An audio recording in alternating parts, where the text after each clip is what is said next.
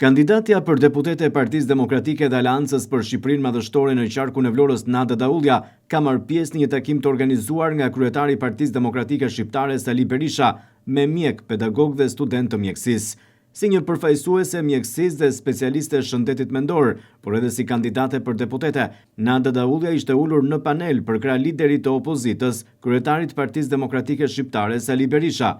Në fjalën e saj, Daulja ka folur me emocione, ndërsa tha se lexon në sytë të rinjve një shpresë dhe një dritë, pasi në këto 12 vite, sipas saj, Shqipëria ka lënguar. Në fakt të flasësh përpara jush, është një emocion i veçantë dhe një ndjesi e veçantë për mua personalisht, sepse së bashku ndajmë të njëjtë rrugë të cilën ju po e kaloni sot, unë e kam kaluar dikur dhe gjendem këtu përballë jush sot si nga profesionistët e shëndetit mendor, si doktor Ali Mehmeti e tha shumë mirë. Unë lexoj në fakt në sytë tuaj një shpresë, një dritë, dhe për këtë më vjen shumë mirë, sepse në këto 12 vite të kësaj keq qeverisje, jo vetëm ju si student të shkencave mjekësore, të fakultetit mjekësisë, por gjithë Shqipëria ka lënguar.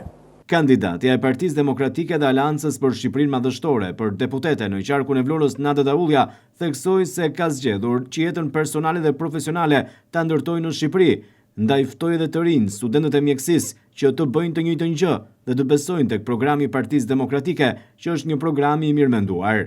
Tregoj me sinqert, unë kam zgjedhur të vazhdoj dhe të ndërtoj jetën time dhe profesionale dhe personale në Shqipëri, në shërbim të pacientëve të mi dhe të komunitetit tim.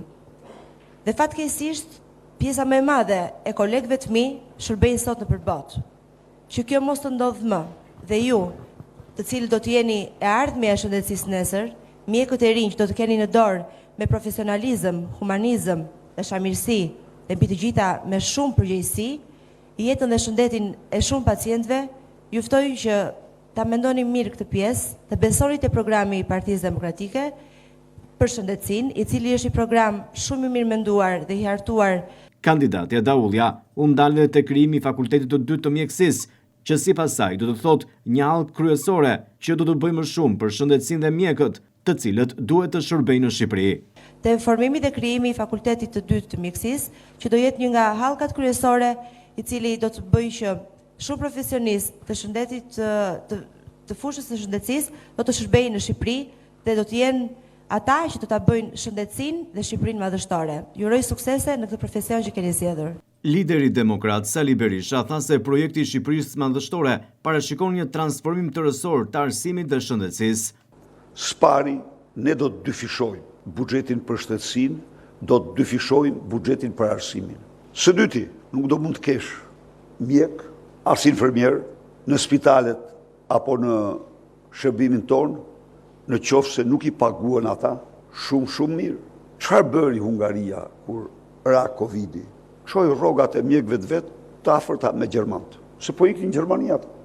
A mund ta bëndë shteti këtë? Plotësisht, sigurisht ka një çmim, por të shërbimin do e sigurosh.